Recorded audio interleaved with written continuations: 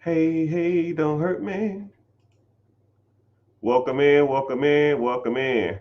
I'm gonna have to start going live more because social media keeps sending me some naughty letters, and I actually wrote out an itinerary saying that I'm gonna go live more. So uh, make sure you're subbing, make sure you're following. I'm live on all platforms as we speak: TikTok, Facebook, Instagram. I have like 3 Facebook accounts.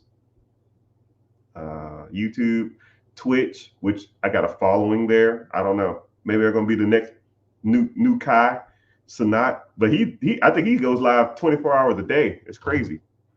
But yeah, and Twitter, which Twitter made me upgrade and get a platinum program, which cost me $200 to. So if you hear from Twitter, just know I paid for you to be here.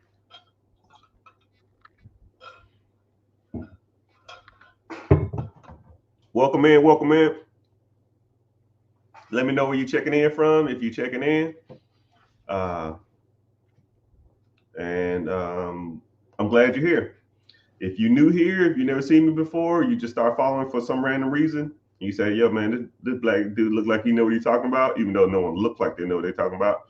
I'm here to tell you that I've been doing this money thing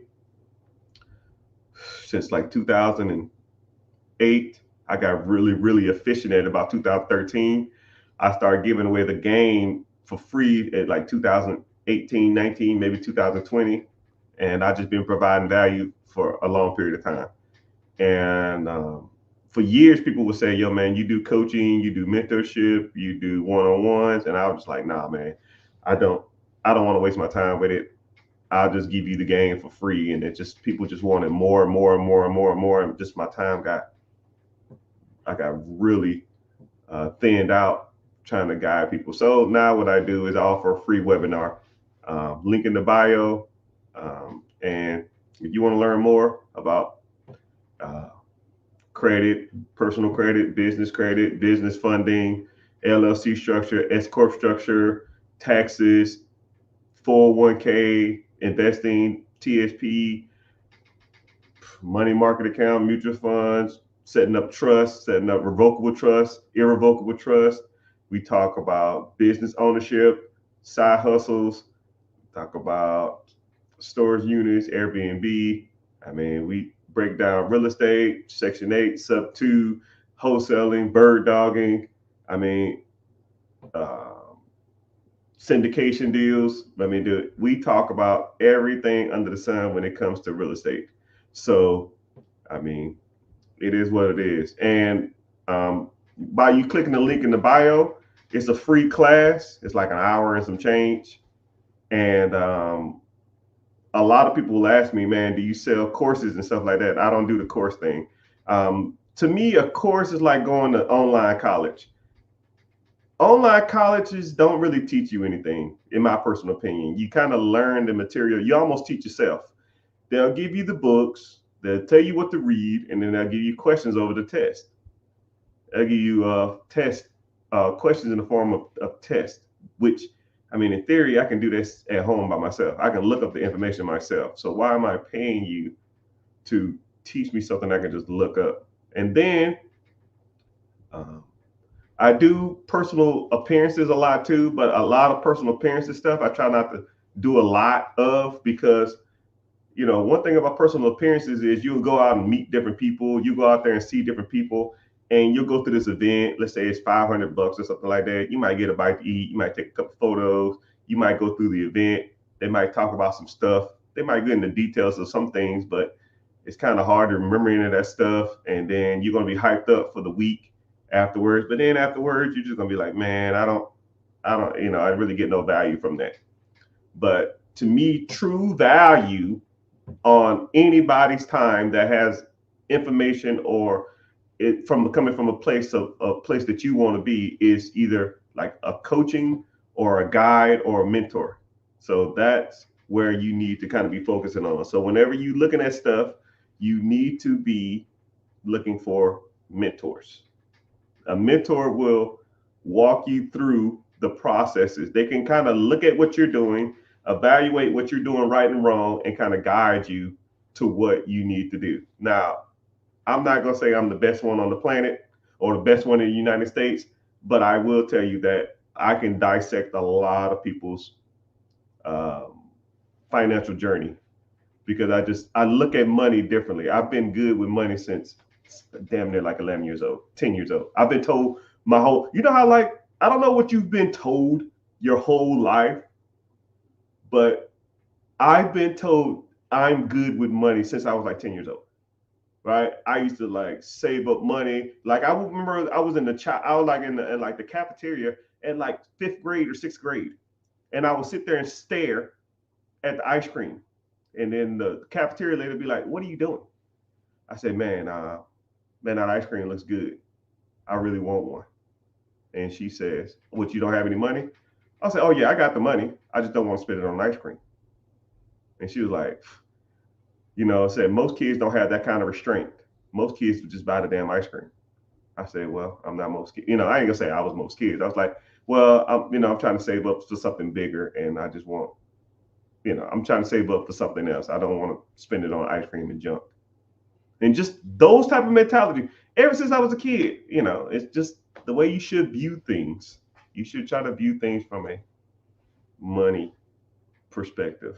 But I'm glad you're here, and I'm glad you're listening, and glad you tuned in. So let's go ahead and get to some preguntas, questions. Kind of get through some of this stuff. So somebody asked, what do you value more, time or money? Right? So I guess put in the chat, what do you value more? Your time or your money? And a lot of people who will say time, I want you to sit back and I want you to think about how much time do you give to somebody else every day, whether it's a job, whether it's to a spouse or a boyfriend, whether it's to your kids, whether it's to your job commute. When I was in the military, my commute was 45 minutes there and back. So I want you to think about how much time I wasted driving. An hour and a half a day, every day, no fail, right? You just put on a good song or a good podcast or a good book, and you just get to riding, and you almost become numb to your day. And you start sitting back and thinking, damn, I'm wasting an hour and a half every day. On top of the 9 hours you're at the job, on top of, if they have some overtime or something comes up or there's an exercise. The military, we do a lot of exercises, so we got to work 12-hour shifts or some shit. So let's say you do an hour and a half back and forth, you do a 12-hour shift. I mean, dude, that's damn near 14 hours a day. That's not including all the regular stuff you're supposed to do, shower, shave, eat, relax, wind down, watch a TV show. You can't do none of that stuff. Right? And then if you say you value money more, there are some things that money can't buy you, and that's time. Right? Or it can buy you if you made more money or you worked for yourself, then you don't have to work so many hours. And now you're getting your time back. But what are you really doing with that time too? Right? You should be putting that time to work instead of just sitting around and playing on your phone the whole time, But that's a good question. Just something to think about. Individuals talked about. I have a individual that I'm coaching / mentoring.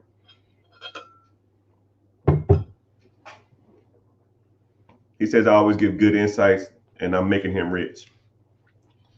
And what's crazy about it is that,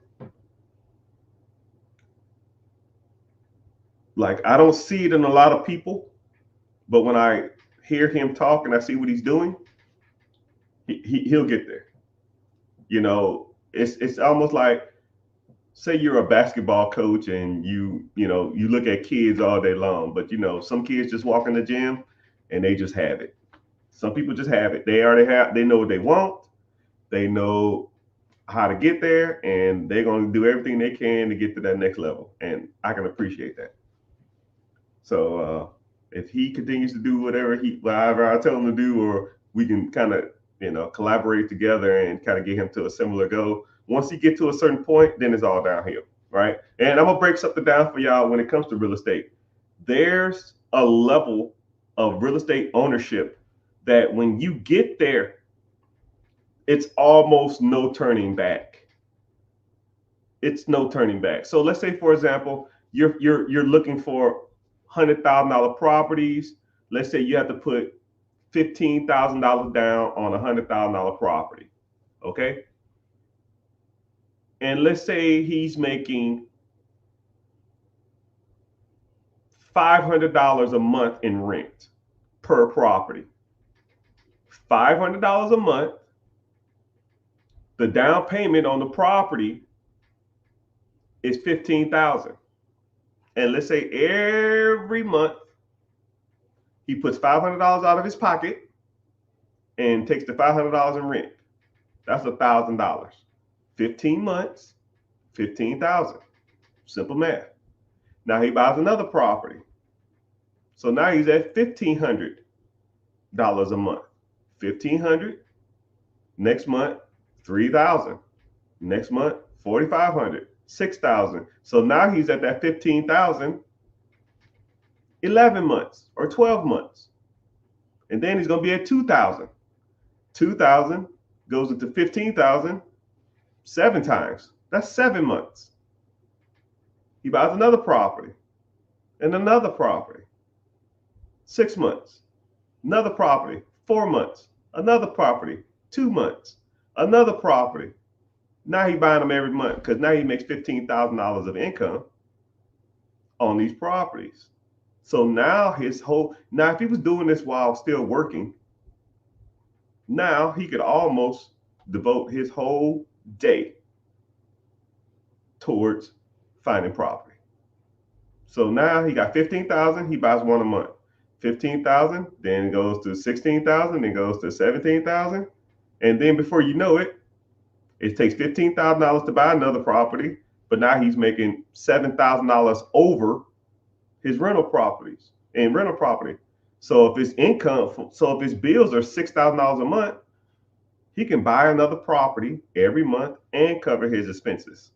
So now that individual can spend the rest of his day looking at properties, and he's like, yo, I'm got one goal, to buy one property every month.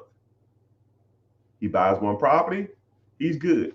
But if he was making a decent amount of money, he'll buy 1, 2, 3, and then he really off to the races. And then that's if the property is $15,000 down, which there's some cheaper than that. And that's if it makes $500 a month, which there's some out there that makes more than that. I was just looking at a property the other day that was bringing in cash flow $1,150. $1,150 US. $1,150. The property was 75. The payment on $75,000, if I put 10% down, it was owner financing. Listen to this. And these are the type of deals that I come across all the time. Mr. Richard, there ain't no properties in America. Bullshit. $75,000, owner financing, $7,500, 10% down. The payment was $600 a month. The rent was $1,700, $1,750. $1,150 a month. Now, how many properties would you have to own that paid you $1,000 a month for you to quit your job? Right? The average person in America makes $54,000 a year. So let's say $54,000 a year is the average income for American, right? 54,000 divided by 12, that's 4,500. 4,500 divided by 1,000. 5 properties. 5 properties at $7,500 down, right? So better question is, how fast can you get to 7,500 times 4? Some of y'all probably got, so 7,500 times 4, that's $30,000.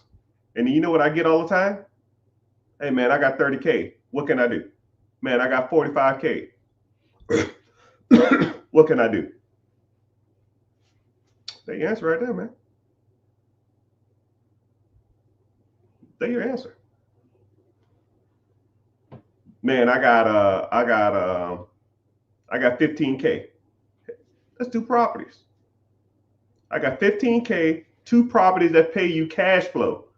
Cash flow is your income versus your expenses. The difference is what you make.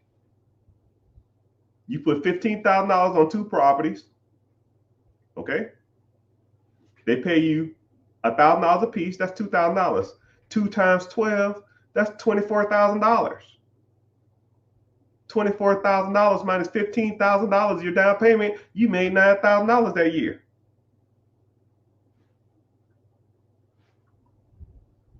Stop me when I'm lying, right? And if anybody don't believe me, just ask anybody in the program. Just ask anybody. Like this. It's not that hard to find this stuff. There are people all over social media that swears up and down that this is the greatest thing since sliced bread and that there's some magical formula out there. No. You can Google homes for sale in certain areas and find them. Google homes for sale for under $100,000. They're out there. You just don't think it's attainable and reachable for you. There's owner financing deals for houses under $100,000, under $150,000. There's owner financing with damn near zero down. You just got to know how to negotiate. You just got to know how to find them. Right? I bought and sold hundreds of properties. Hundreds. Some of them with no money down, no money out of pocket. If you know how to identify problems, you know how to find the people with the problems, you find the people with the properties, you can get that ball rolling. People, it's not rocket science, people.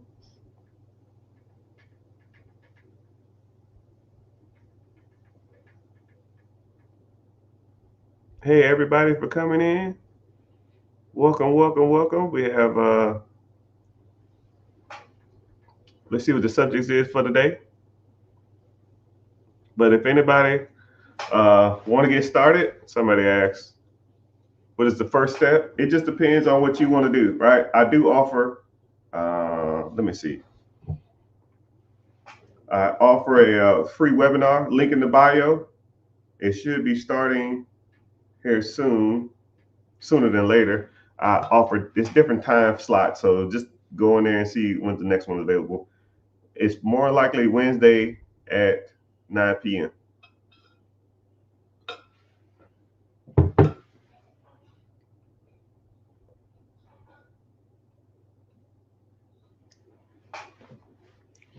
A lot of people talk about, so you have to get your credit repair. You know, it's kind of funny that you say that because when I first started off kind of helping people, right? What I used to do is I used to come on and I would talk for hours and I would give away just knowledge, games, know-how, and just talk to people, right? We all started off with 0 followers, right? Right. I probably got a couple million. I don't know. I don't care. Don't even care about that metric. But I'll give away game, and then people will say stuff like, well, I ain't got no capital. Man, my credit sucks. I ain't got an LLC. I don't have business structure. I don't even have a bank account. Right? I don't even know how to check my credit. I mean, and just all things that would hinder them from the process, or at least they feel like they would hinder them. And then when people say stuff like that, you know what I hear is I hear that I want to change my family lineage or my family trajectory, but I don't know how. I have this thing in my way. I have this thing called credit. I don't have access to capital. I don't have access to know-how. A lot of people would just be scared too, or they feel like, oh man, that stuff doesn't work for me. And I'm saying, who are like, what does that mean? Right? Anybody can do this stuff. You just gotta want to do it and not be afraid that it's gonna just fail or collapse. And then, it's kind of funny. I met one guy, and we sat back, and it was like a 45-minute just debate about how the world is going to end. And I was just like, yo, man, maybe I'm just not the guy for you, because you're stuck in this weird mentality. Every time I say, yo, man, we need to probably do this, do this, do this, do this, or focus on these areas, he'll say, well, what about North Korea? What about the election? What about Trump? What about Kamala? What about Biden? What about uh, Russia? What about Cuba? What about the food crisis? What about inflation? What about, and I'm just like, yo, man, you got a lot of negativity in your heart, man. You can't live in fear. You cannot. You want to be an entrepreneur, you got to be like, take the bull by the horns, and you got to get on it. The early bird catches the worm. The person that goes out there and try to get the deal done will get it done. Right? You ever like saw something that was a deal, or you saw like a piece of property, or you saw like a car that was on sale, or you saw, I don't know, a piece of real estate, or you saw a business opportunity, or you saw something, and it was just like, damn, that's pretty good. But let me think about it. And then you thought about it some more, and then you waited 24 hours, 48 hours, or 64 hours, whatever it is, 72 hours, 3 days later, and then you come back, you still checking on it. It's like, damn, someone should get on this, man. This is a good deal. Someone's going to damn make some money, or someone's going to get ahead, because this is a good deal. I should probably do it too, but I don't know. I don't know if I should do it though. And then you come back a couple days later and it's gone. You have the mental fortitude to identify value. We all do. You know what value is when it's good and it's bad. You know what value is when it's shit, and you know when it is when it's sugar. You know what value is when it comes to food. You know what the value is when it comes to cars. You know what value when it comes to houses. You know what value comes to time. You know what value when it comes to resources. But yet, you hesitate when value comes to money.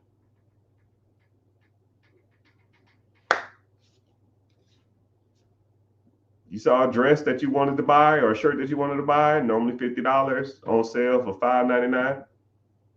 You know what's crazy is? Not, I won't even say my wife. I'll say every woman I've ever met in my life can tell you every time, every deal that they've saved money on something. My wife will talk to me and say, look what I got. And it'd be something that I don't feel like we even need. But she could tell me how much they're going for, the website where they're going for it at, how much she saved, and the value that she's gonna get from it. Yeah, that's cool. Do the same thing when it comes to money. Do the same thing when it comes to real estate. Same thing when it comes to cars to put on Turos. Same thing when it comes to ATMs. Same thing when it comes to vending machines. Same thing when it comes to acquiring a business. You can tell me every deal there is in the world when it comes to saving, 28% on the damn blouse. But you can't tell me the same thing when it comes to real estate and business. That's bullshit, right? Or you're scared. But you weren't scared about that blouse that was 70% off. That brings you no value. It's the same thing, man. I'm not just saying that to like shun you away or discourage you.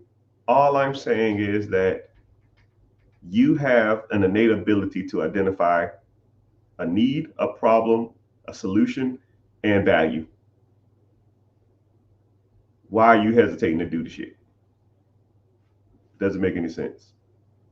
You understand value better than anybody in the world. Like I put like this: if I ask you what your car is worth, if I ask you what the average car that the same car you have is going for on the street, you probably could tell me that. Cool. Take half of what your car is worth right now. Say your car's worth 10. Cool. There's a car right down the street that's $5,000. Or you say your car's worth 10. Cool. There's a car down the street for 4,900. Same exact car, same exact model. Is that a deal? Yeah. Why don't you buy it? What I'm gonna do with it? You can sell it to someone else. You see what just happened? I I told you the parameters. I showed you a deal, and I pretty much showed you how to make money. But you know what you didn't do? You wouldn't do? You probably wouldn't buy it. Well, I don't need another car. I don't fucking need another car either. But it's half off. I can sell it to someone for $7,500. Now I just made $2,500. The person who bought a $10,000 car for $7,500 is still getting the deal. You made 25. You pay half of what it's worth. You sell it for $2,500 more. Boom, boom, boom. That's what true entrepreneurship is: identifying a problem, seeing where you can make money on it, and hopping on the shit. We all can do that shit, right? That's not even a taught or a learned attribute. You know value, because I know y'all women love to shop. And if you love to shop, that means you can identify a good deal and a bad deal, right? So some individuals asked about credit. So if you want to get your credit repaired, or you're looking at getting credit repaired, or you want to know the ins and outs of credit repair and things, like I said before, I have a link in the bio. Get into the class, and I'll talk to you about everything about credit. So we talk about regular credit, we do business credit, we do business funding. We also work on your credit profile. We work on your credit history. We work on your names misspellings on your credit. We work on the improper addresses. A lot of people don't know, if you put a credit application in and they misspell your name, that's going to look bad on your credit, because now you have like 6, 7, 8 different names. You should only have one name on your credit. Just like if you have multiple addresses on your credit, you should only have one address, the current one you in. Everything else is irrelevant. If you have 7 addresses in the last 7 years, that shows you unstable. One address in the last 7 years, it shows you more stable. It shows stability. So it's things like that. But we do it for you. I've seen credit repair services where you sign up for it and then you got to go out. They teach you everything about it, and then you go out and do it yourself. No, I don't do that. You pay for it, I'll take care of it. All you got to do is sign up for your credit monitoring service.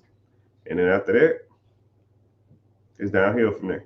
You just sit back and relax, and we take care of the rest. But the process will take, a few months. It ain't gonna happen overnight. I tell people all the time, you didn't mess your credit up in a week. How the hell you think I'm gonna fix it in a week? Or some people say, yo, man, I'm trying to buy a house by next week. I'm trying to buy a house in 2 months. Like, shit, you better hope it's still on the market in 7. Because it don't work that fast. Shit, it almost takes 35 days for your credit to renew, to refresh.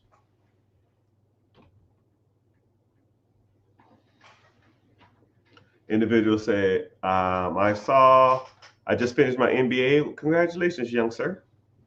I saw a house for sale that was $250. It needed a roof, paint, fence. I made 75 VA. I make 65 VA loans. Should I do it? Should always hop on deals, man. If you can see the value in it, I would look at the houses in the neighborhood and see what they're selling for, and I would calculate how much money I need to put in it. I'll give you a quick, simple scenario. If you bought the house and you say it's 250 and you renovate it, roof, paint, landscaping, kitchen, whatever, right? Whatever the renovation cost plus the purchase price of the home should be about 70 to 75% of what all the other homes are selling for in the neighborhoods. If it's not 75%, it's not worth my time. So if I'll even make the numbers easy just to make it a little easier. So let's say I bought it for 250 and I put 50 into it. It's going to be 300,000. The houses should be selling for, what is 75%?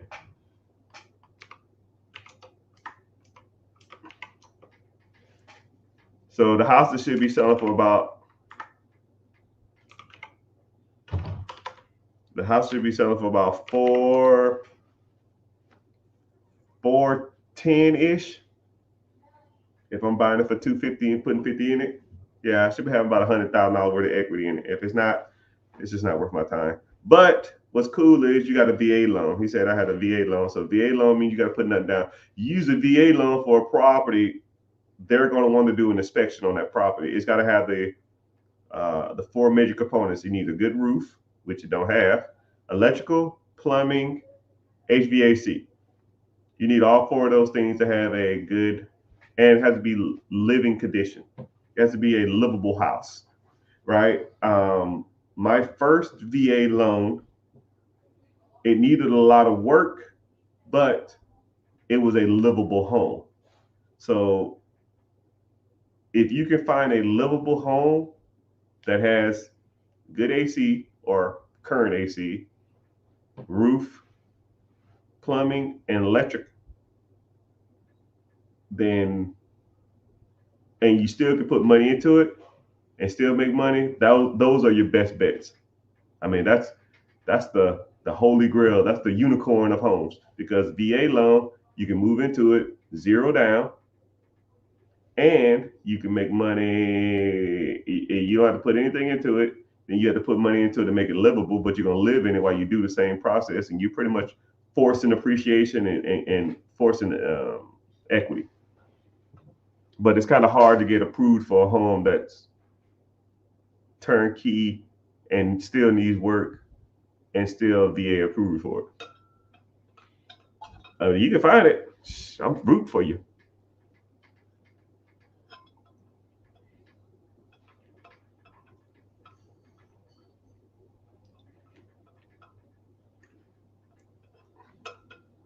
Hey, sir. We call another man no Poppy. Hey, Poppy.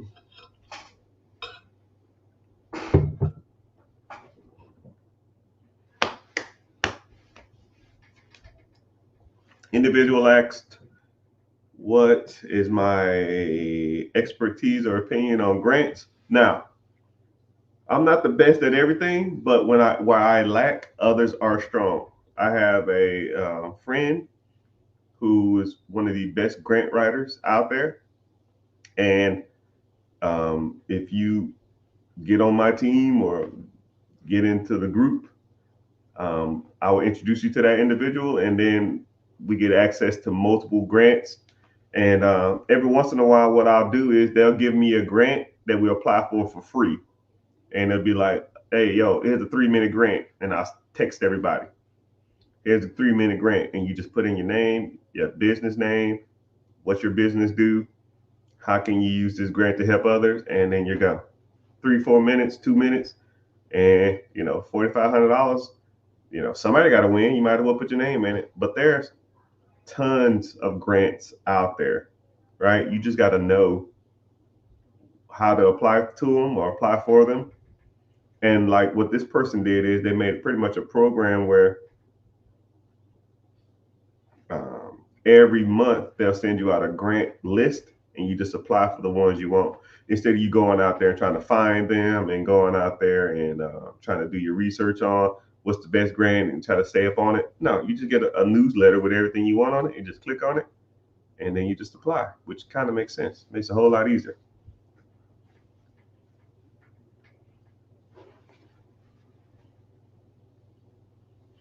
How can we join the group? Kind of new. What's happening? So, if you're interested in joining the group, I have a free webinar coming up. Oh my goodness, my back. The link's in the bio. Sign up. I don't sell your information. I don't need to. Uh, Name, number, email. All right. Come to the group. You like it, you find value, we can move forward. If not, you have a good day. Like, it's pretty straightforward. I meet a lot of people that'll like take your information, they sell it to like mailers list, or they'll bombard you with like random text messages. And dude, I'm not like that. I don't give a dang about none of y'all information, right? I don't need to sell it to like no newsletter in China. I don't have to do that, right? If you want to learn more about making more money and getting business structure, fixing your credit, business lines of credit, business funding, you want to learn about that stuff, let's move forward. If not, I'll show you what I have to offer. If you're interested, we'll go from there. If not, it's fine, right? No sweat off my back. But I'll tell you what, there's a lot of people out here who aren't genuine. There's a lot of people out here that try to sell you snake oil. There's a lot of people try to sell you like get rich quick shit. I'll be straight up with you. This shit is not easy, right? I'm gonna tell you how the stuff it works, the best way that it can apply to you, the ways you should be doing it. And sometimes people listen to that and they're like, "Damn, man, I don't know about this, man. I thought I was gonna just come in here, pay a little fee, and then you go ahead and do everything for me." No, it doesn't work like that. Life doesn't work like that. There's not a thing where you just pay into and it's, everything's done for you. You know, even if you pay for a haircut, you got to show up. You can't be at home to my yo man. I need you to cut my hair. Okay, when you gonna be in? I gotta come there. Yes, you have to be here for me to cut your hair. You mean to come to you and cut your hair in your bed? I mean, yeah, you might can, but it costs because you paying for people's time. Hell, a haircut you paying for people's time, right? And at least you got to sit there. It's the same thing, man. But I can talk to people for more than like 5 minutes, and I already know what kind of person they are. If they're the type of person that's really gonna be in here getting it in, or they're just like kicking tires. Because some people out there they really want to do it. Some people come in here and they buy a business 6 months. Some people just sit on their hands. Some people start buying real estate 6 weeks. Hey man, I got my first investment property. 6 weeks later, got my second one. 6 weeks later, I just bought three. 4 weeks later, I just got another three of them. And then some people are like, man, I don't know, man. I saw this good deal, and I don't know if it's gonna work out. It's kind of wishy-washy, and I look at the numbers. I say, yo, this is it. You gonna run it? Man, I'm gonna really think about it. Just like the evaluation earlier. You meet people all the time. Like, majority of people in this world can identify value or a good deal in anything. Same thing when it comes like when shopping. It's the same thing, right? Like your car, same thing.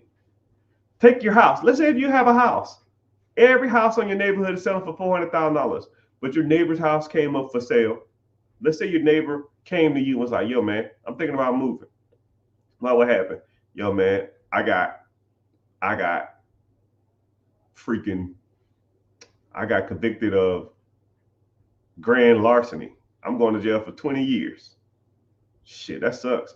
Yeah, man, I own this house outright. I need to sell it in a week. Let's do that. Your neighbor came to you, $500,000 neighborhood. Yo, man, I need to sell my house this week. Okay, cool. What you want for it? Shit, someone give me $250, they can have it. Well, everything in the neighborhood is selling for $500,000. Yeah, man, I got a weekly bounce. $250 cash. I'll sell it. Now, what would you do? Let's run that scenario. Your neighbor came to you and offered to sell you his house for half of what it's worth. because he's going to jail or some shit. He need the cash, and he going to jail in a week and a half, 2 weeks. How you doing, sir? What'd you do? Some people say buy it. Some people, how? What do you mean? I'll buy it. Some people say I'll buy it, but where do I get 250? And that's why you learn from people like me. I'm gonna put you on some game now, right? You know, there's companies out there that loan investors money on hard assets. They are called hard money lenders. So if you're bored, stop what you're doing for a sec. I'll give you a minute. I'll give you 30 seconds. Get out the app, go to Google, hard money lender near me. And then you come back to the chat and see and tell me how many you find. Boom, boom, boom, ba-dum, boom, ba-dum. I'll give you 30 seconds. Boom, boom, boom, boom, boom, boom, boom. Boom, boom, boom, boom, boom, boom, boom. Boom, boom, boom, boom, boom. Boom, boom, boom, boom, boom, boom, boom, boom, boom. So, since y'all went and did that, and you say, well, fuck, I didn't even know this shit even existed. Yeah, of course you don't. Because you hanging around people talking about cell phones and shit all day instead of people out here trying to make some real fucking money, right? You know. Now, you go take that, you call that individual and say, hey, I got a property. Well, how much is it worth? Someone said, I found three. Found three near me. Wow. Someone said 25 plus in my city. Someone else said 8. Someone else said 14. Wow. 3, 25, 16, 8. Hard money lenders. I'm going to break down what a hard money lender is. They call them hard money lenders. There's a misconception and then there's the truth. The misconception is that they give you hard terms on the money that they lend you. But the answer is they loan money on hard assets. A house is a hard asset. Now, they'll give you the money for the property, but they want 10% interest on that property. Okay? So let's do some simple math. 250, 10%, that's 25,000. Wow. Now you all in 275. Now let's say the property needs 50,000 worth of work. Wow. Hard money loan lenders will lend you money to renovate properties, construction loans. So now they're going to give you the 50 because their money is in the asset. Because if you default, they're going to have a $500,000 property. So they don't give a fuck. And they're going to make interest off of all of this. So you borrow $50,000, 10% juice. That's $5,000. You borrow $250, 10%. That's $25,000. So now you got $275 on the house. Now you got $55 on the renovation. So $500,000 minus $55,000 to renovate it minus $275. Now you're at $170 difference. Now you take away 10% from closing fees. That's $17,000. No, sorry, that's another $50,000. That is $120,000. You're gonna pay some capital gains tax, but I'll worry about taxes later. You made $120,000 by knowing how a system worked. Now, this is where it gets good. How much money did you take out of pocket?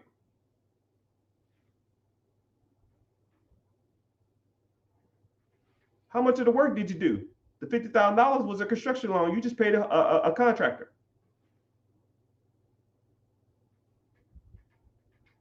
All you did, you saw a problem and you helped somebody solve it. Your neighbor got paid his cash. The hard money lender got their interest. You got the property, and the real estate agent sold the property, and you made $120,000 in the process. Now, this is where it gets good, people. What's stopping y'all from doing that now?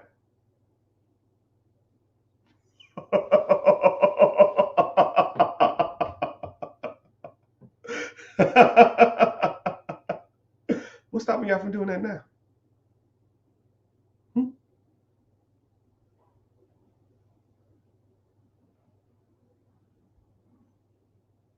Someone said with the construction loan, don't you have to pay up front? You can do draws. You can do draws. They'll give you the money up front for the first draw. Typically, you do like 4 draws. So let's say the first 25, let's say if it's, I'm gonna make it easier just to make this conversation easier. So let's say if it's a $60,000 construction loan, they'll give you the first draw for free. So first 1,000, the first 15,000, they'll give you the draw for free. And then when you want the second draw or the next 15,000, the hard money lender will come to the property and look where your progress at, see where their money's going. They say, okay, cool, you look like you're making progress. Here's the next 15,000.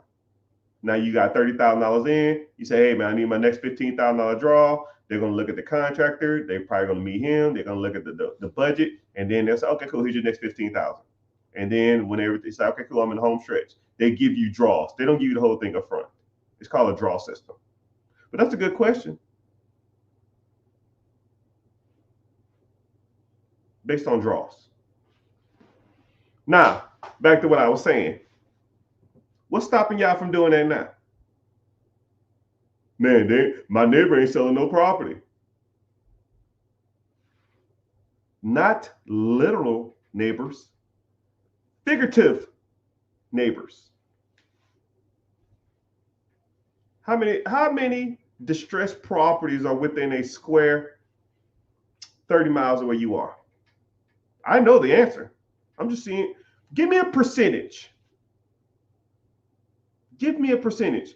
A distressed property is one that's abandoned, tax liens, probably going to go to foreclosure, probably that's distressed, that need a lot of work to it. What percentage of homes fall into this realm?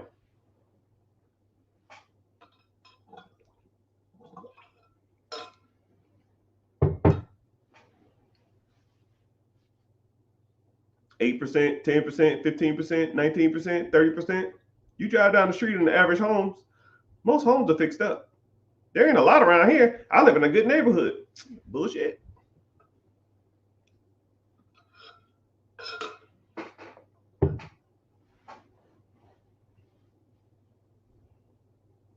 The answer is about 11%. 1 out of every 10 homes in America are distressed. You driving down the street through your neighborhood, count to 10. Somebody in that neighborhood or somebody across the street or somebody in the next subdivision, every 10 is in a bind. Okay? So when people say, yo man, there ain't no deals out here, you full of stool. You are full of crap. Because I see them all day long. I get emails all day long. I get texts all day long. I got bird dog buddies all day long. Wholesalers all day long. Investors all day long. People that want to do partnerships all day long. People want to do syndication deals all day long. I probably get no shit 50 deals a day. I see 50 real estate deals in my local area. I could only imagine if I started reaching out. That's my local area, 50 deals. And people say, yo, man, there ain't no deals out there. You don't know what you're doing, man. You have to be taught how to invest in real estate. You're not going to wing it. You're not going to try to figure it out. You're going to lose. It's like you're trying to teach yourself how to play basketball and then try to go into like a 5-on-5 tournament against college or professionals. You're going to lose bad. Oh man, I watched some AND1 mixtapes. I can go ahead and do this. No, you're going to lose. Oh man, I watched a couple of highlights of LeBron James. I think I can hang with them. No. High schoolers are better than college. College people are better than high schoolers, and pros are better than college for a reason. I am a serious, full-time entrepreneur. When I talk to you and I talk about different steps, different lessons, you are not on my level. You're not going to figure this shit out on your own. Right? And if you do, it's going to take years. That's why I started offering coaching, because now I can shorten the process, because I got tired of people saying, yo, man, what about this? What about this? What about syndication? What about Airbnb? What about short-term rentals? What about long-term rentals? What about corporate leasings, which no one even talks about? What about assisted living facilities? No one's talking about this stuff. Corporate leases make you damn near 150% more than just a long-term regular lease. It has the benefits of Airbnb with none of the damn downfalls. You don't have to clean it up because the corporate lease takes care of it. Syndication, pulling people's money together and buying property. Section 8, getting government's money. Lease option, sub 2, bird dog, wholesale. You got to learn these terms, and you got to learn how to make them work effectively. Hell, I just gave you one, a hard money lender. You know the bad part about it? I say, yo, y'all stop what y'all doing, go Google hard money lender. You know how many people went in there? At least 10 people. And you know why you did it? Because you never even heard of this stuff. When you driving down the street and you see this freaking office building, and it says something like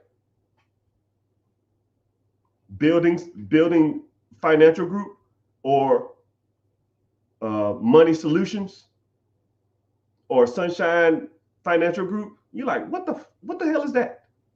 I never even heard of that. What are they doing there? That's what they do. They loan people money on real estate properties so the person doesn't have to come out of pocket to buy these properties.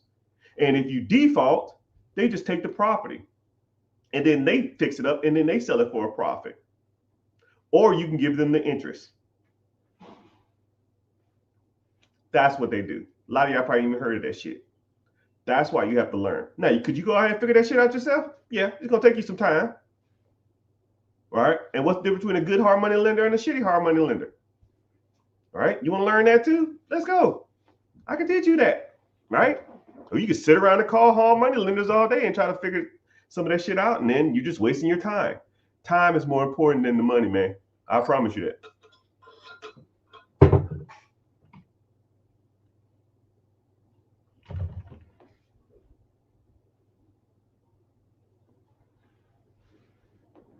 All right. Someone said, I spent $250,000 on a brick and mortar and can't make $5,000 money. Things are slow.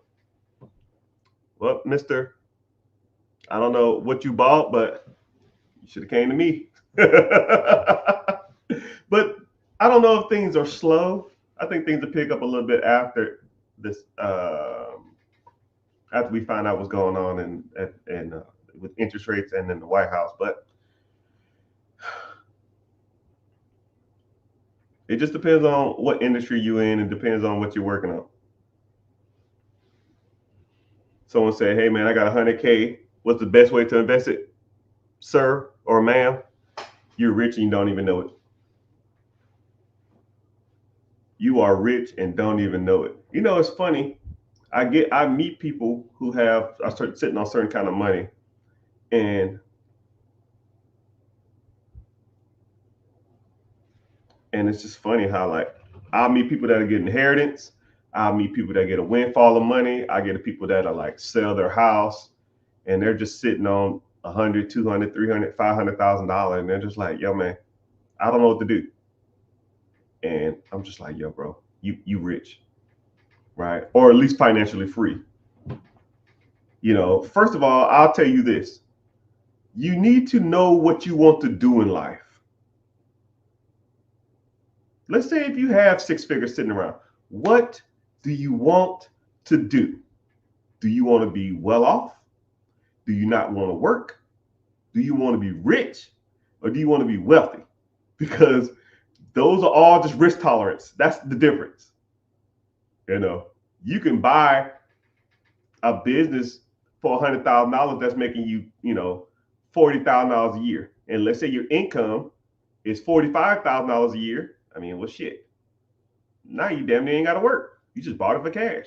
Now, not wanting to work and be rich and be wealthy are two different things. And a lot of people don't differentiate them. A lot of people don't even define rich. What is rich? Rich is subjective. What is wealth? Wealth is subjective. Some people want to spend all day with their kids. That is wealth to them. Cool. Let's reverse engineer from there. Some people say rich is going out and not worrying about bills every month. Cool. Let's reverse engineer that. Some people say, I just want $1 million in my bank account, which is the dumbest shit I've ever heard. But whatever. If you want $1 million in your account, let's dissect what it's going to take to get $1 million in your account. You know, if you don't want to work for anybody else, okay, cool. How much do you make a month? $5,000. Cool. Let's find something that pays $6,000. Where's the rocket science in this? It's not hard. If you're making $5,000 from a job and you buy a business that pays you $6,000, well, in definition, you can quit your job. If you make $4,000 a month and you got 8 rental properties that pay you $500 a month, that's $4,000 a month. In theory, you can quit your job, right? Don't overthink some of this money stuff. If you got a side hustle, like I helped these two guys, and they was like, yo, man, we want to start a side hustle to save up money to buy a business. The side hustle started making more money than buying a business. So now they just do side hustle all day long. They're making about $10,000 to $12,000 a month a piece, two guys. So we say $25,000 a month of income.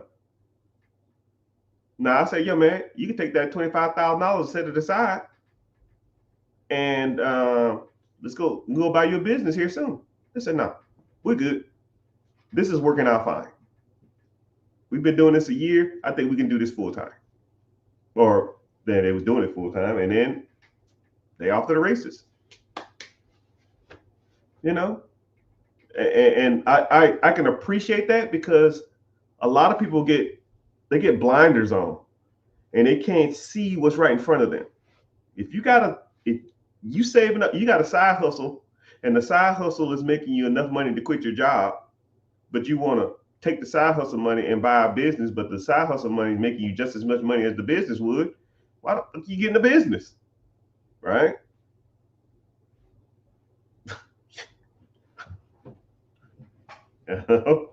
It's like you're creating your own problems. And a lot of people don't look at it like that. You know, whatever works for you. And a lot of people will say, yo, man, I want to buy a specific type of business. I want to buy a Dunkin' Donuts. Okay, well, there's no Dunkin' Donuts for sale around you. Oh, see, that's bullshit. Why? Why is it bullshit? I mean, here's 500 different businesses for sale. You want to look at any of these? No, I want a Dunkin' Donuts. You're getting in your own way now. And a lot of people do that. A lot of people can't see beyond their own foolishness or their own stubbornness or their own blinders. I was talking to an individual last week, something similar. I want to start XYZ. I want to do, I want to start this business from scratch and build it up to this. And I said, why? Because my family handed me down this industry, and I want to take this, and I want to build it, and I want to grow it, and I want the world to know who I am.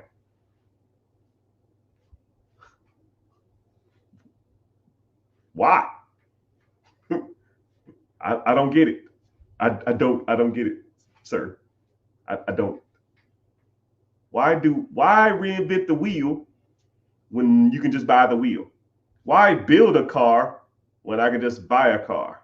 Why build a house when I can just buy a house? You know? Why? I mean, any of that shit, right? Why spend hours and years in the treadmill when you can just go get the body you want in a weekend? I mean, it's kind of the same thing, not a little differently, but I mean, you're getting the gist. Why reinvent the process, right? There's, for the most part, not too many creative ways to make money in the last 30, 40, 50 years, right? You might get some people talking about, man, I can day trade, I can do crypto, I can do, not out. That's just trash. I do the same shit that old white people been doing for years. And I'm trying not to make this about race, but I mean, if I asked a 80-year-old, an 80-year-old rich white man, an 80-year-old Asian man, an 80-year-old Middle Eastern man who was all rich, how they get their money? I bet it won't be for no fucking cryptocurrency or no some other bullshit that's people out here floating. I can already tell you what. Just throw it out there. If you had to guess, what would you say? Right? Use your head for more than a hat rack. If I had to guess, where statistically what the majority of the wealth in America is at. If the majority of the wealth in America is in white America, Asian America, Middle Eastern America, if that's what the majority of wealth is, why the fuck am I listening to Cardi B about fucking stock advice? Kevin Hart, Jay-Z, Beyonce. You a damn fool.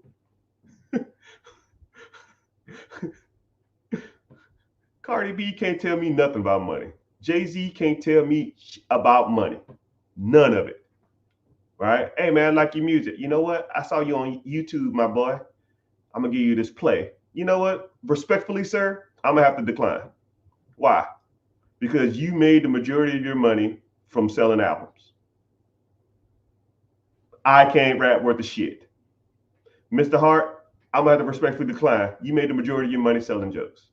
Cardi B, you made the majority of your money rapping. And I can't rhyme, pencil, and stencil. I don't have no fucking clue. But what I can do is listen to these older people in these other races and see how they do it. Well, how they do it? How would you guess?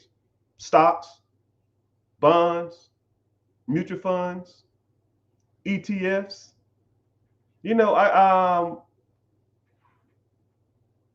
Business ownership, right? When you go to a gas station, you see a Middle Eastern man working the counter. He probably own it, or he probably have his family working there. You go to an Asian restaurant, you see an Asian person working. You ever been to an Asian restaurant and there's been a black person working the counter? Or let me guess, a white person? Shit, no. Why? Why?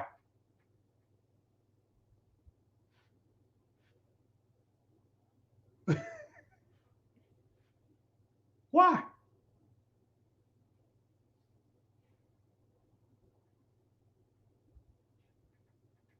I want you to close your eyes and think about what a real estate investor looks like. Some rich old white dude with a suit.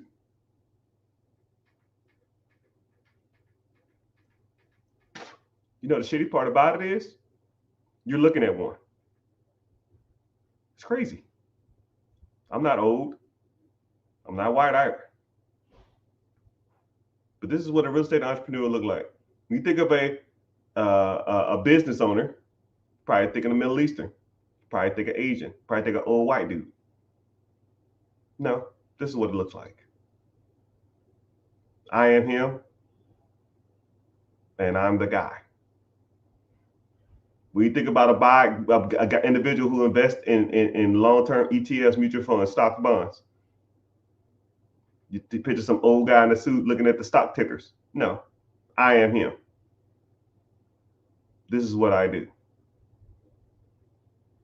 So I'm statistically putting my money where old, rich other people putting their money at, because it ain't in Hellcats, and it ain't in fucking Soul Glow, and it ain't in any other fucking ghetto ass bullshit.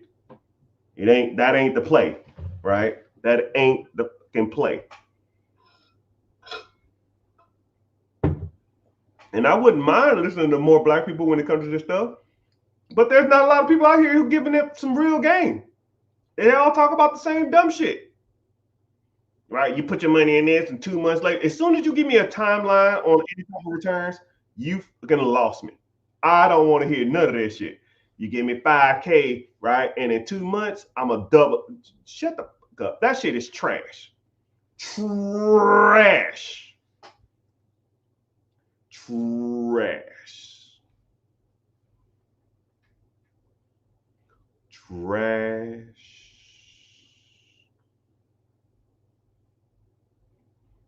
What I think about car washes can be good businesses. Depends on what you want to do. Do you want the self-service car washes, or you want the automated car washes? Automated ones cost a little bit more. I think that this is my personal opinion when it comes to the car wash industry. Car washes, the industry is kind of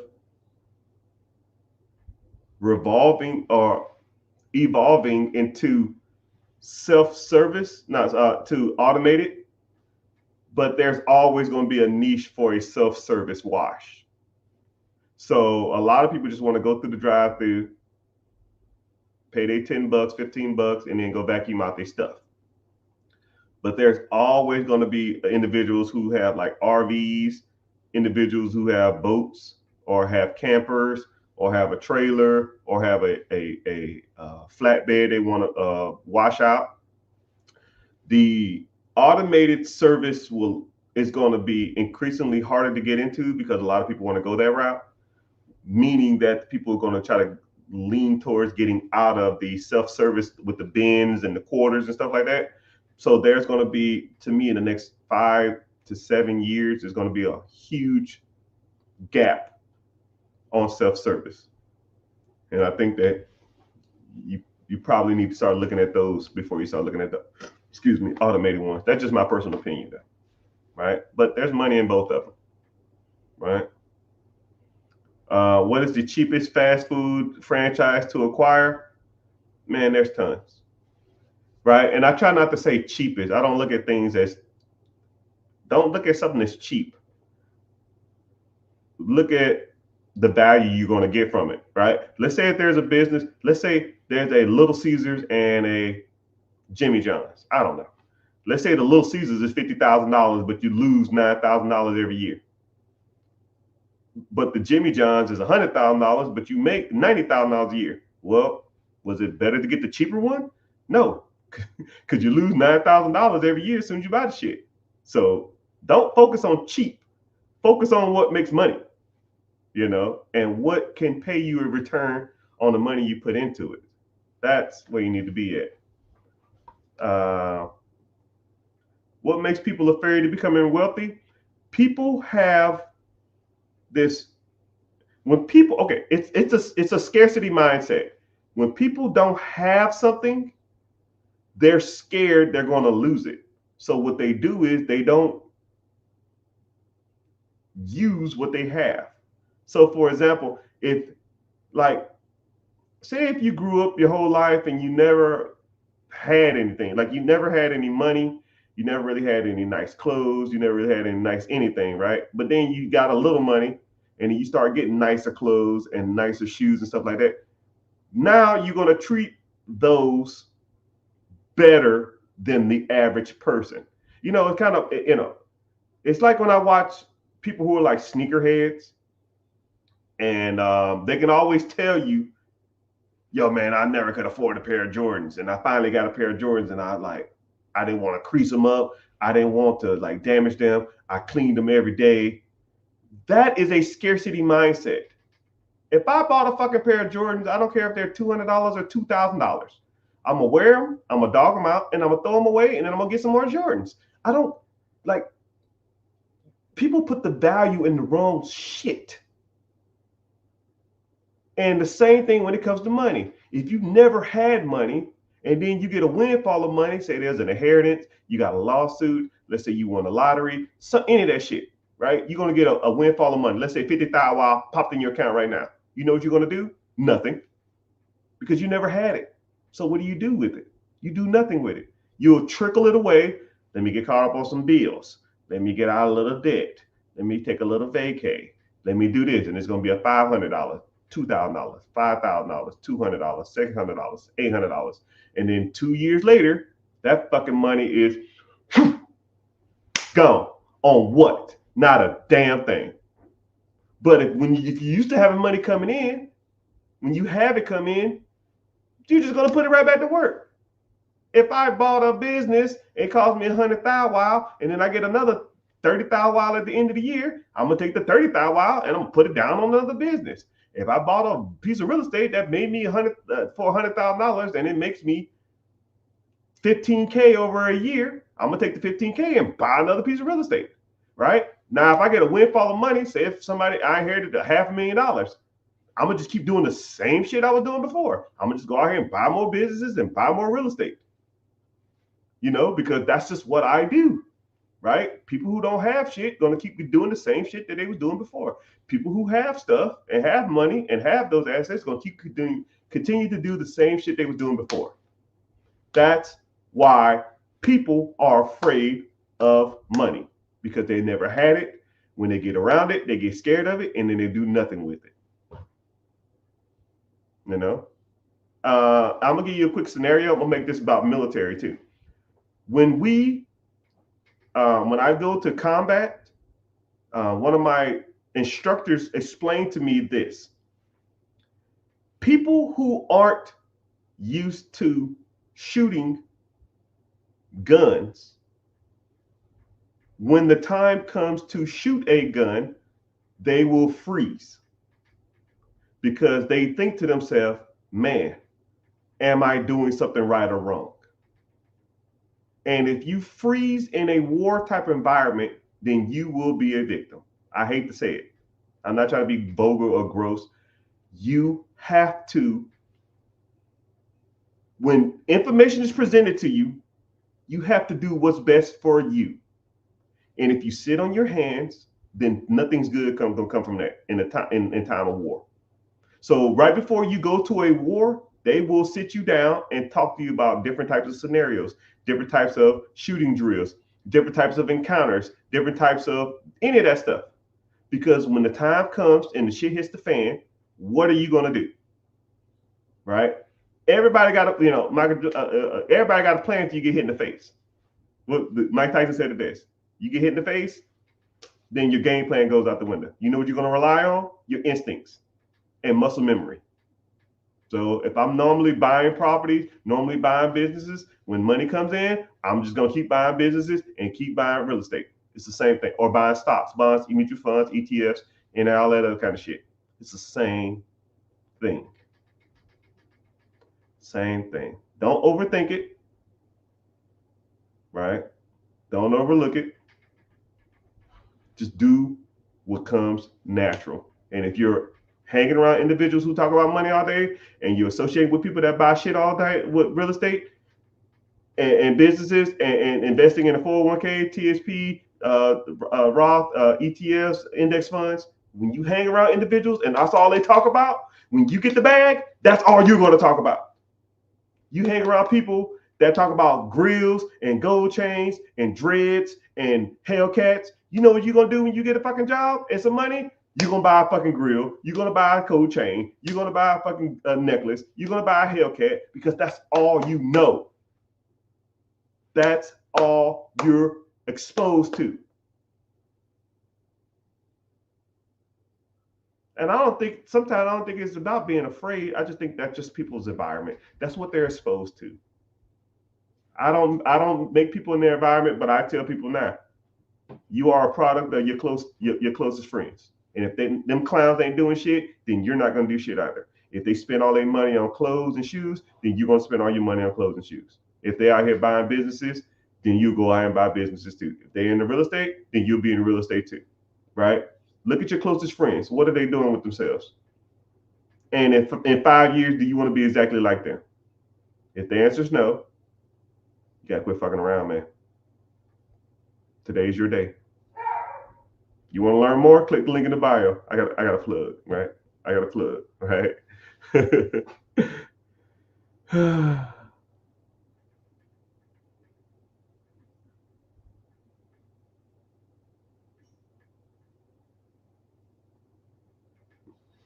Someone said, what about tiny home subdivisions? Yeah. I wouldn't build them. I would not build them at all. I'll just buy one that already exists, right? If I buy something on Friday, how much money did it make me between Friday and Monday? When I go check my account on Monday, how much money in my account? If the answer is zero, you made a bad decision. But it's not rocket science, man.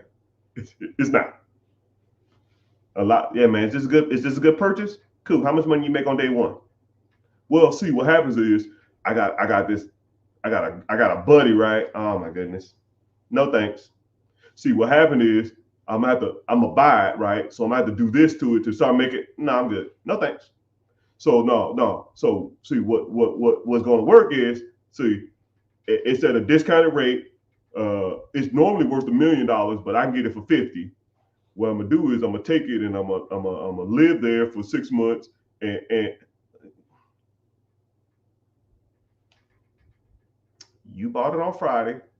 How much money did you make when you look at your account on Monday? Sometimes hypothetically too, right? You buy a piece of property, you're not hypothetically making any money that Monday, but hypothetically you're making whatever the profit is divided by how many days every month. So if you make $30,000, if you make $1,000 a month and you divide that by 30 days on average, that's $33. Friday 33, Saturday, I'm sorry, Friday 33, Saturday 33, Sunday 33, Monday 33. So you made $132. Cool. You bought it on Friday. What'd you make on Monday? I made $132. Sound like a good deal to me. After everything's paid, yep, cool. Sound fine to me. Cool. You gonna save up that money and get another one? Yes, sir. All right. I don't see no fucking Hellcats and no Jordans. Oh man. The Millionaire Next Door. Millionaire Next Door, which is a great book. So for those, someone said The Millionaire Next Door in the comment section. For those who don't know, there's a book called The Millionaire Next Door. I kind of give you the nutshell because I always like to tell people, I read a lot and I just don't be out here just saying random shit. I can damn near cite most of the book. So it was a guy, he was in New Jersey. I remember that specifically. He was in New Jersey and his neighborhood, he had to take this long ass path. It went down the ravine by this river, by like a lake or something, and it went all the way back up to the top. But there was a shortcut from one side of the town to the other side, but it had to go through like a rich neighborhood. But the rich neighborhood was like a half a mile long. So you could take the neighborhood, you go cut through the neighborhood, half a mile long, or you can, which would take about 5 to 6 minutes, or you can go all the way around and it will take you another 30 minutes. So one day he was in traffic and it was a gated community, but he saw that the gate was open.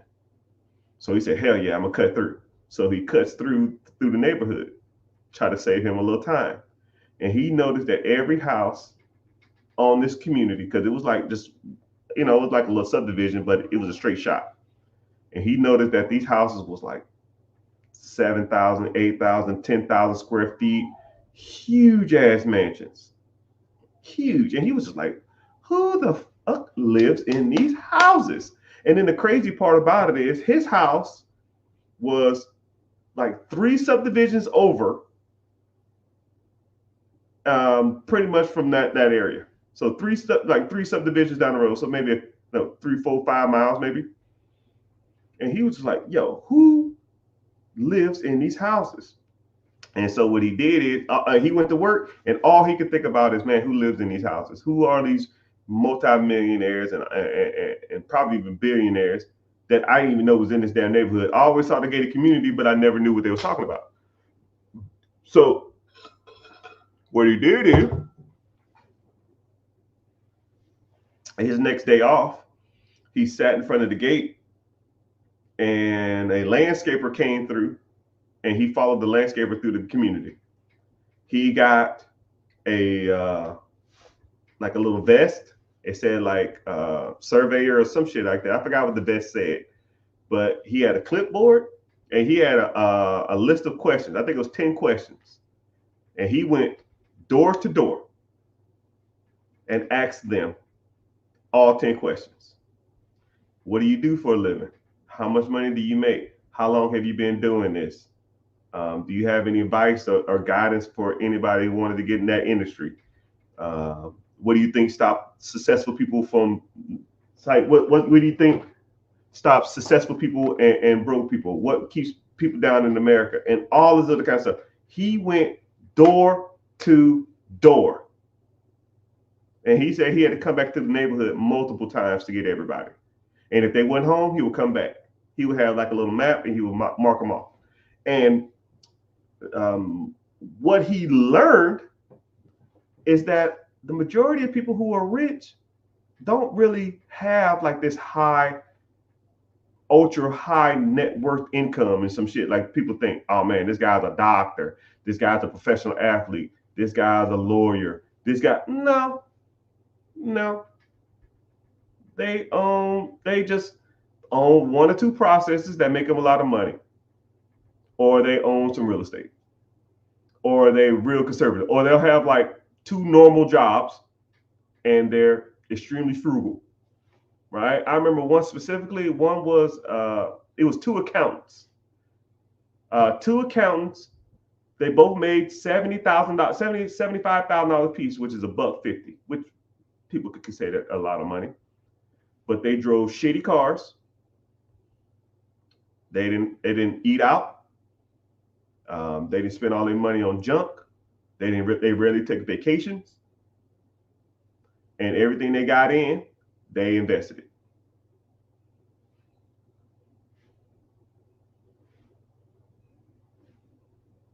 Which, I don't know how many people on here. I'm counting damn near 100. All y'all can do that. Everybody here can do that. Cut the fat. You can do it, but you need your car. You need Netflix. You need Disney Plus. You need DoorDash. I gotta eat out.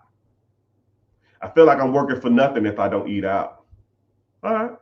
You keep doing the same shit you're doing every day, and you're gonna be living the same life you do every day.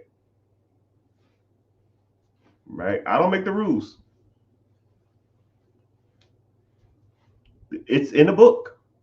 A guy interviewed multiple people, and that's what they said not to do. Right? You can continue to listen to yourself, or you can listen to multimillionaires. Listen to people like me.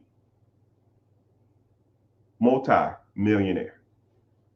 How much do I spend on subscription entertainment a month?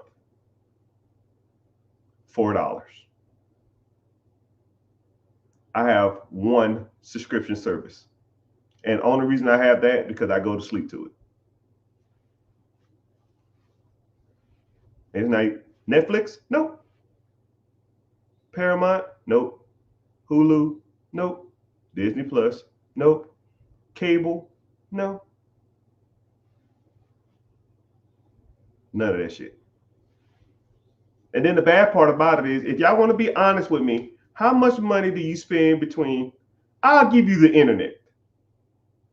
You need the Wi-Fi in the house. I'll give you that one. How much are you spending on cable, DirecTV, football packages, Amazon Plus, Hulu, Disney Plus, Netflix? How much you spending a month on that stuff? I bet no one want to be honest with me, because I already know, I know the answers, man. Now I want you to think about it like this. And how long? And then this was gonna get good. How long you been doing it? 10 years? You know, I was talking to my father the other day, and I said, I was looking at some of his finances, and I said, "Yo, man, how much you spend on like DirecTV?" He said, "Oh, it's a bundle with my internet." I said, "What is that?" He said, $172. I said, "Oh, no, we done with that. We done with that." I said, "Do XYZ, $45 a month, and I'll give you the internet. We're done with that, dog. Now you could take the surplus, which is what, $1.40? No, $1.30. Let's say you invested that $130 a month every month for the last 12 months over the last 10 years of you having DirecTV. There's ways you can do it. Why? I'll give you one. Satellites. They're at Walmart for $20. They're on Amazon for $20. You got 3 TVs, 3 satellites. That's $60. It gives you all your local channels. Give you first 60 channels. Get a Fire Stick, Roku stick, or a speed box, or sorry, I can't think what that shit's called now. Is it a speed box? I don't know. Type in box S5. It gives you every damn cable channel. It's $300. You'll never have a bill in your life.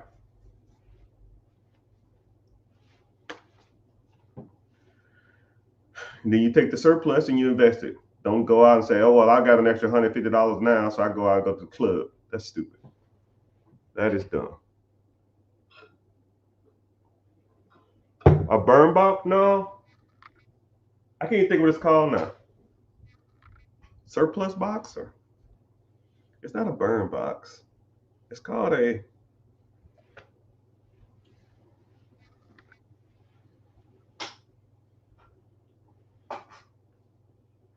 not a smart box. I don't know. I don't remember. No. Better. Someone said Kodak is old school. I'm on some new stuff, man. I don't like Kodi that much. Invest with me. Come with me. You talking to me? Hell yeah, I'm talking to you. I know who I'm talking to. Shit. I know my audience. If anything, I know my audience. I know who you are. I know your pains, your struggles. I see it all that. You know what? I'm gonna tell you one thing I can really appreciate about the military is when you're in the military, you have to interact with people constantly, and you're like stuck in like a trench, or you're stuck in like a exercise, or you're stuck in like a van, or you're stuck in like scenarios where you wouldn't necessarily interact with people, but you have to, right? Let's say if I got pulled to do like cop duty, and I'm stuck in a car with this guy for 12 hours. I mean, you're not just going to sit there and play on your phone for 12 hours, right? You get to talking to these people. Hey, man, what do? You like doing this? How long you been doing it? Where you from? you're married, you're single. Then we start talking about you got a car, you got a house, and all this other kind of stuff. And I see, yo, man, or I'll be stuck somewhere and sit somewhere, yo, man, I got to pay my damn electric bill. Well, how much your electric bill? $300. Shit. What other bills you got coming out this month? I got a cable bill. Well, how much your cable bill? $200. I'm like, what the fuck you paying $200 a month for cable? It's the same thing, right? It's, you know, I see people all the time doing the same shit, right? People in the military, people work for the government, people who are self-employed, people who are millionaires, people who are broke as hell, people who are poor, broke, homeless, middle class, construction workers, supervisors. It's all the same. It's all the same. We all have similar struggles, but yet they're different. Right? We all have bills. I have bills. Warren Buffett has bills. Bill Gates has bills. Jeff Bezos has bills, right? How much do you think Jeff Bezos spends a month in cable? Right? He don't give a damn about it. That's just between you and him, right? But you can't afford to not give a damn about it. That's the difference.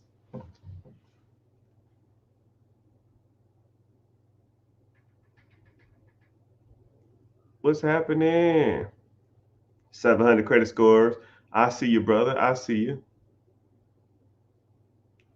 What we be purchasing then? What we be purchasing then? I don't know what you're saying. I'm gonna have to get off here in a sec.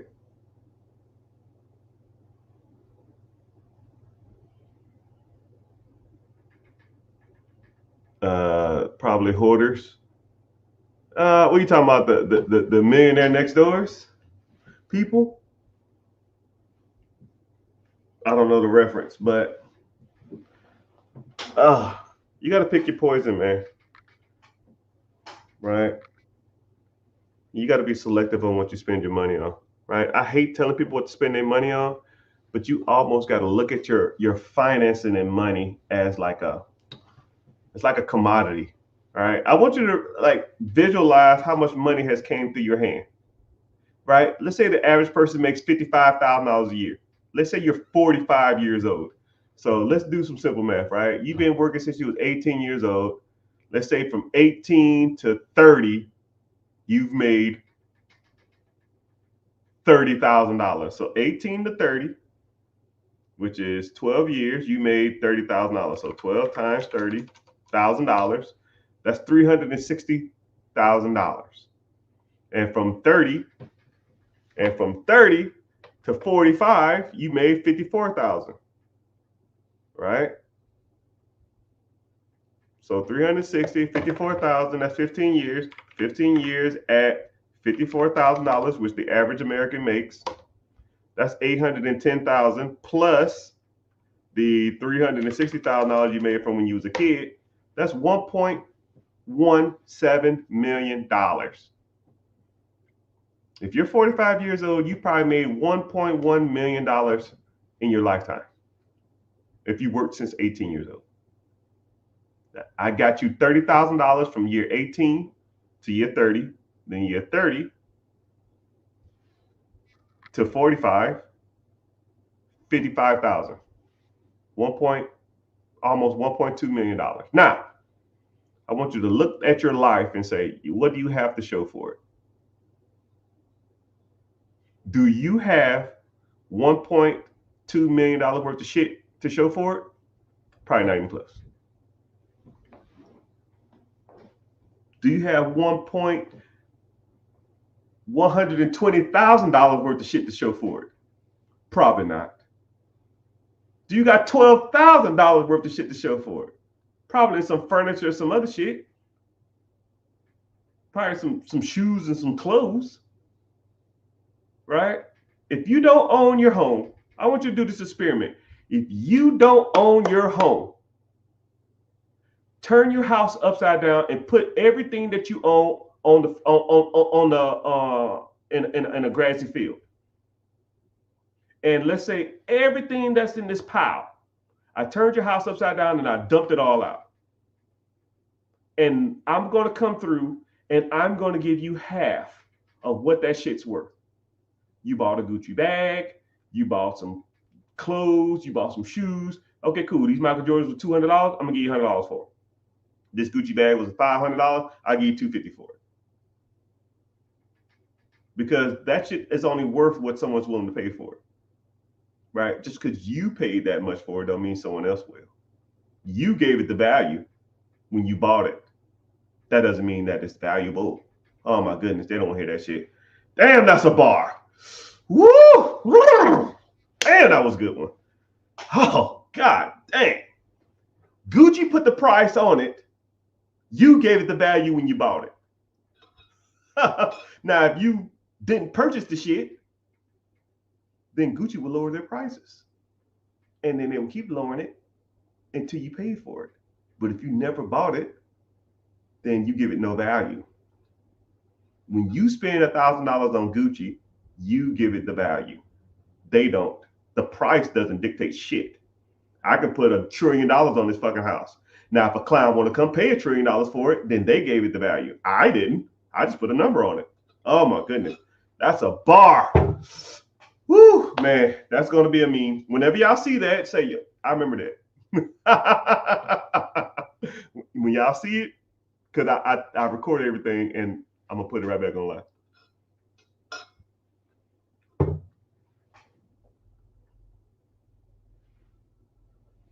Now, let's say all your stuff is spread out in the field. Now, and I gave you half of what it's worth. How much money would you have in your hand if you had to guess? 10 grand, 15 grand, 20 grand? You made $1.2 million over the last, I don't know, 30 years. You have $15,000 worth of shit to show for it? That's value to you? That's value. It's crazy, man. It's I hate to do those scenarios because it almost makes you reflect on your life thinking, what the fuck am I doing? But I like to do those scenarios because I think to yourself, man, what the fuck am I doing? Right? When you put in the perspective of a pile of stuff, taking half the value from it and giving you the cash value for it, it makes you think you spent the majority of or all your life buying a whole bunch of shit that ain't worth nothing.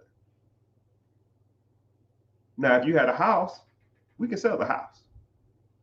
You got stock, bonds, mutual funds. That's assets. You own a business. Those are assets. But all that shit that you got piled in your closet or piled, that little raggedy ass car in your driveway, I'm throwing that in there too. I'm giving you half for it. Well, the sticker price says 64. Cool, I'll give you 32.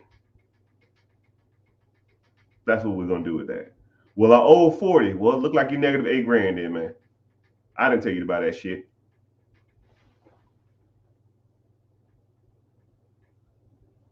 So individual asks, what do you think is more liquid for starting out, buying a business or buying real estate? I would weigh the pros and cons of both of them. Real estate has its perks. Businesses have their perks too. I would almost have to evaluate where you starting from and kind of go from there. Well, how much you got down? You ain't gonna buy too many businesses with $5,000 down. But if you get into if 3.5% down, you can buy a $150,000 house with an FHA loan. Mr. Richard, ain't no $150,000 house near me. Bullshit. Maybe besides California and some parts of New York. But there's houses. Some parts of Washington. But there's houses. You might got to commute. I didn't say that. But you're going to have to do it. Let's get to some questions. Let's get to the questions. All you really need is YouTube Premium at $13. That's funny that you say that. I got rid of my YouTube Premium.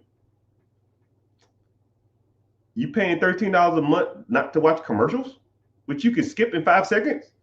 Your 5 seconds of your life is worth $15 a month. It's crazy. It's crazy. Now, let's say if you had YouTube Premium 10 years. 15 times 12, That's 180 times 10, $18,000. You know what? I'm gonna do you one better. I'm gonna go super petty. Investments. Let's pull up my investment calculator. You started out with $0. You put it into a basic ETF, and you invest. You invest $15. You started off with $0. You got rid of YouTube Premium. You put the $15 a month only into a ETF that tracked the S&P 500 or the S&P 100 or the S&P 50 for 10 years. You have $4,000 in that account, which don't sound like a lot, but it's $15. You skipped a commercial. You skipped a commercial that's 5 seconds long.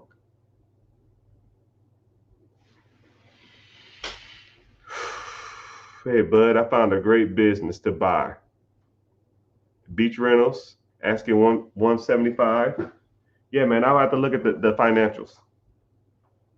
What the asking price is almost irrelevant, right? I need to know the ins and outs of the business. I need to know the cash flow. I need to see all that. I need to see the works. Because that's what we look at, my friend. I don't give a damn if you gave it to me. That's what I'm going to break something down to you. A deal is not when it comes to business acquisition, a business acquisition deal is not what you pay for it. What it brings to you after the debt is serviced. Okay? If a business is $1 billion, but it brings me in 300 million, that's a deal. If there's a $1 million business that brings me in 10K a year, well, that ain't a deal. If there's a business for $100,000, but I lose $5,000 a year, that ain't a deal. There's a business, there's a Little Caesars that I'm going to give you, but the Little Caesar loses $5,000 a month. Is that a good deal? I gave it to you. It's free. Here's your employees. Here's your staff. Here's your menu. Here's your hours. Here's the numbers to the manager. Here's your bank account. Here's everything. Take it. Free. Zero. Sign right here. Sign right here. Sign right here. Cool. I'm done. Bye. You lose $5,000 a month. Is that a deal? I gave it to you. No. That's shit. That is trash. Right? I'll even make it a little more down to earth. There's a Little Caesars. Here you go, take it for free. Here's the title. Here's the business agreement. Here's the LLC. Here's the S corp. Here's the C corp. Here's the business structure. Here's the business address. Here's the business phone number. Here's everything. Here's for free. You lose $100 a month.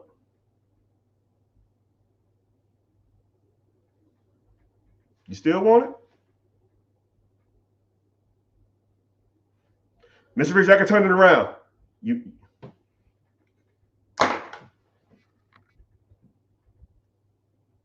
missing the point, my friends.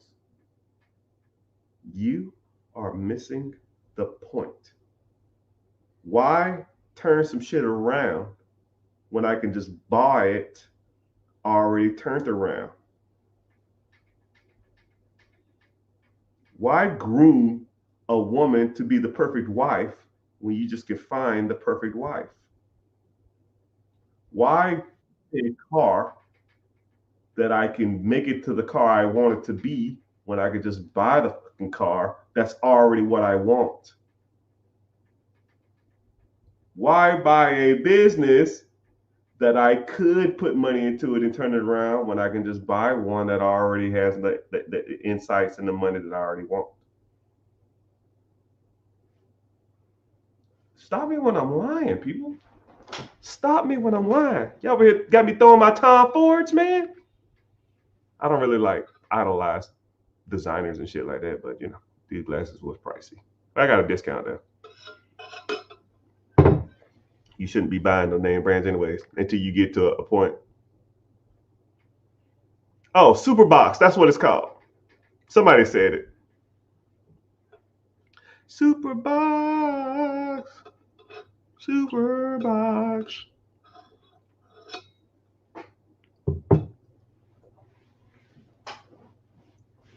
Individual said, I just sent you a DM.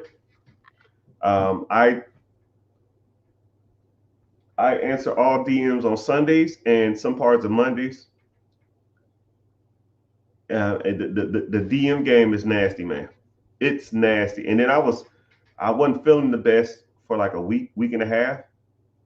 And once you have like 100 messages to 200 messages a day, and you miss a week's worth of messages, it gets nasty. It's so bad, it almost makes you don't want to do it. It's so hard to keep caught up with y'all individual stuff. That's why, and then I'm gonna say this too. That's why I offer the webinar. So if you ever want to really get a hold of me or meet me or kind of see what I have to offer, just click the link. Click on Be Your Own Boss. Sign up. I think it's name, address, and email. Name, number, email. And I don't sell your information. I don't bombard you with text messages or text blasts. You know, you come to the class, you try to learn as much as possible. If you like what I have to offer and you want to move forward, you move forward. If not, you'll never see or hear from me again. As long as you come in here getting this free information, right? Yeah, about as simple as it gets. If I do get to your email, and a lot of times my DMs, I have to like be super vague because I just can't sit there and devote a lot of time to one individual with a random question. Like it's a lot, and I don't know if y'all ever had to like message or keep a conversation with hundreds, maybe thousands of people at any given time. It's a lot. And I'm not trying to justify me not messaging you. I'm just trying to say that I want you to see it from my perspective. And I want you to see it from a perspective of, man, this individual is trying to give you as much personal of his time as possible. And one thing I even thought about hiring out like a VA or somebody to message all these people back. I don't do that, right? You have a question, you message me, right? When you DM me, you're talking to me. If you want to get into a coaching or mentorship or a one-on-one, you don't get someone on my team. You don't get a stand-in. You don't get somebody who has similar experience. You get me. And if you do get into a mentorship or a coaching, we meet every Friday, and it's me. And I sit there and I try to answer as many questions as possible, and I try to get everybody pointed in the right direction, which is kind of getting crazy lately, but you know, I don't mind, right? Sometimes my brain hurts after I do it and my throat hurts because I'm talking so much. But I mean, that's what you want. That's what you need, right? I've seen people that have mentorships or programs where you can't even ask the person the questions. I've seen mentorships where they just read from a slide for an hour and then they get off. I've seen mentorships where the person just sends you regurgitated material from somebody else. I've seen mentorships where people come in there and answer one or two questions and then they get off. Or I've even seen mentorships where the person that you thought you were going to get the program from is not even there. It's somebody else. And to get them, you have to pay an upcharge. And or I've seen programs where individuals in there teaching you, the person is in the class, but the person doesn't even fucking talk.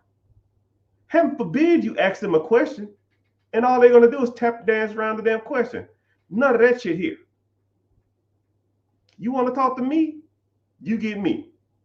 You want to meet with me every week? You get me. You have a question over specific business? You get me. I'll break it down. You want to talk about real estate? I'll break it down. You want to talk about credit? I'll break it down. You want to talk about LLCs, EINs, business structure? I break it down. That's what I do. I comically enjoy it, right? Sometimes I get overwhelmed, but I comically love it. I will sit there and talk to you. And you know, I've even seen this one mentorship where you can ask a question, the person answers the question with a 30-second rebuttal, no clarification, no back and forth, and you're done. Yo, what do you think about the housing market? Yeah, the housing market is going to go through, you know, it's kind of going to be a little taboo until we get through the election. And once the election over, I think the housing market probably pick up a little bit. Well, what about next question? Click. Like, what the fuck, man?